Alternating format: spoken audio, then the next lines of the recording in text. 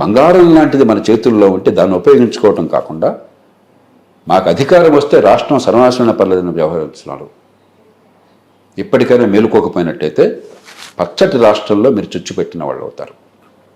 కానీ బయటపడడం తెలంగాణలో సాధ్యం. ఎందుకంటే హైదరాబాద్ బంగారు గుడ్డు పెట్టే బాతు. దీన్ని చంపకుండా ఉంటే కాపాడుకోవాలి. విపరీతమైన అవినీతి వల్ల కానీ, అసమర్థత వల్ల కానీ, మూర్ఖ విధానాల వల్ల కానీ దీన్ని చంపకుండా ఉంటే తెలంగాణను కాపాడుకోవచ్చు. కానీ ఊరికే దేవుడు అని చెప్పిన గాల్లో దీపం పెడితే కాపాడబడేది కాదు. ఆంధ్రప్రదేశ్ ప్రారంభంలోనే నష్టంతో పుట్టింది. ఎప్పుడైతే హైదరాబాద్ని కోల్పోయినటువంటి రాష్ట్రమైందో, హైదరాబాద్లో వచ్చిన మిగులు ఉమ్మడి రాష్ట్రంతో పంచుకునేది తెలంగాణకి మాత్రం వచ్చింది సహజంగానే. ఆంధ్రప్రదేశ్ లేకపోయేసరికి లోటు వచ్చింది. ఆ తర్వాత ఆంధ్రప్రదేశ్లో కూడా కొంతకాలం పాటు 14 నుంచి 19 దాకా సంక్షేమాన్ని అందించారు, అభివృద్ధిని కూడా గట్టిగా చేపట్టారు. వనరులు లేకపోయినా కూడా పోలవరం ప్రాజెక్ట్ కావచ్చు, రాజధాని నిర్మాణం కావచ్చు, రాజధాని కంటే ముఖ్యంగా ఒక గ్రీన్ ఫీల్డ్ సిటీ నిర్మాణం కావచ్చు, కియా మోటార్స్ లాంటివి కావచ్చు, మౌలిక సదుపాయాల కల్పన కావచ్చు, చిత్తశుద్ధితో ప్రయత్నం జరిగింది.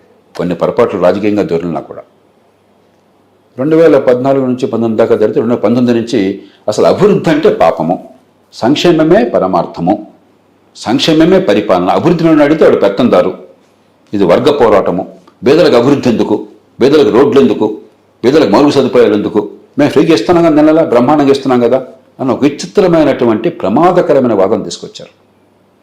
చివరికి రాష్ట్రాన్ని అధ్వాన స్థితితో నెట్టారు. అసలే కష్టంలో ఉన్న రాష్ట్రాన్ని ఈవేళ అప్పులు ఊబులు కూరుకుపోయేట్టు చేశారు.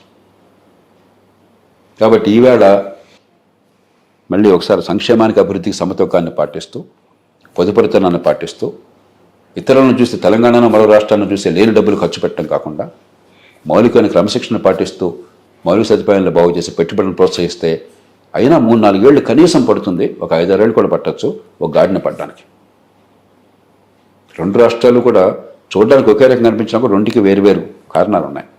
దాన్ని బట్టి మన పరిష్కారం ఉంటుంది. ఖచ్చితంగా అభివృద్ధి అనేది పూర్తిగా గాలి కొదిలేయటం వల్లనే గత ప్రభుత్వం ఇలాంటి పరిస్థితిని ఎదుర్కొంది. ఆంధ్రప్రదేశ్లో అభివృద్ధి అంటే పాపం అన్నట్టుగా మాట్లాడారు. ఇది చాలా విచిత్రం. దేశంలో ఎప్పుడు జరగదు ఇట్లా.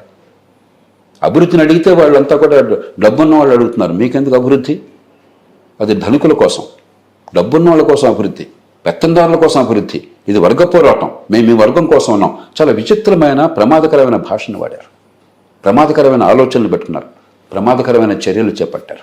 పేదలకి పెత్తందారులకి పోరు అని చెప్పి ఒక స్లోగన్ కూడా. ఇంతకంటే మూర్ఖమైన వాదన, మళ్ళీ స్పష్టంగా విస్పష్టంగా చెప్తున్నాను, ఇంతకంటే మూర్ఖమైన వాదన మరొకట్లేదు.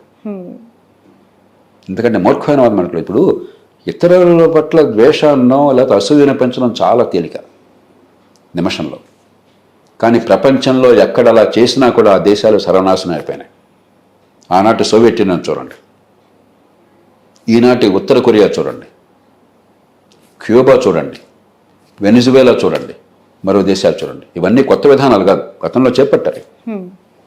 ఉన్న సంపదను ఎట్లా పనికొచ్చేట్టుగా చేయాలి, ఉపాధి కల్పన కోసం ఎట్లా పెంచాలి, కొత్త ఉత్పత్తి కోసం ఎలా చేయాలి, కొత్త పెట్టుబడులకు మనుషులు ఎట్టాడాలి, దాని నుంచే అభివృద్ధి, దాని నుంచే ఉపాధి, దాని నుంచి పేదరికం పోవటం ఉంది. కానీ అప్పులు చేసి లేకపోతే నోట్లు గుద్దేసి డబ్బులు పంచితే పేదరికం పోతున్న ప్రపంచంలో ఒక్క దృష్టాంతాన్ని చూపెట్టండి నాకు. అదే నిజమైతే అప్పులు చేసి నోట్లు గుద్దేసి డబ్బులు పంచితే పేదరికం పోయితే ప్రపంచంలో పేదరికం ఎందుకు ఉంటుందండి? 5 నిమిషాలు. ఇది 5వ తరగతి పిల్లలు చెప్పే మాటలేదు. ఆ స్థాయి ఆలోచన ఇది. పాపం పిల్లలకు తెలియక డబ్బులు అదే పనిగా ముద్రించేసి పనిచేస్తే బెదరకపోతుందని అనుకుంటారు. పిల్లల విషయంలో అనుకోవటం ఆశ్చర్యపడినాం.